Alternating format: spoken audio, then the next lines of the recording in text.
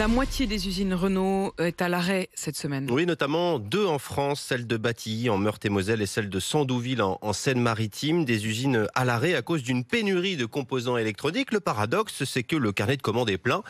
Mais voilà, les salariés sont forcés de rester chez eux. Martin Cadoré s'est rendu à l'usine de Sandouville. Fini le balai des camions, le bruit des lignes de production, le silence règne sur le parking de l'usine Renault de Sandouville.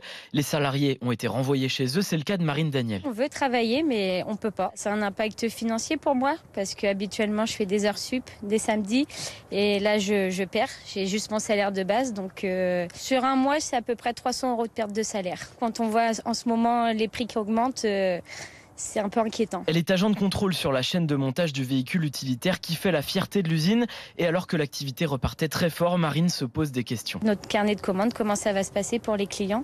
Est-ce qu'on va en perdre ? Notre usine, c'est notre avenir, c'est mon avenir, c'est l'avenir de mes enfants.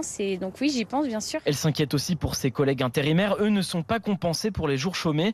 L'usine pourrait en pâtir, prévient Priscilla Hébron, élue Force ouvrière. Il y en a beaucoup qui veulent partir. Même si à la limite on réouvre avec d'autres intérimaires, il n'y aura pas les mêmes qualifications que nos anciens. Donc ils occupent 50% des chaînes. Sans eux, on ne peut pas du tout tourner. Autre victime, les sous-traitants à l'arrêt aussi, comme le fabricant de sièges collé à l'usine Renault. Hier, son entrepôt était totalement désert. Voilà, les salariés sont payés donc, mais on l'entend dans cette usine de Sandouville, l'inquiétude et le travail qui ne reprendra pas avant le 3 novembre minimum.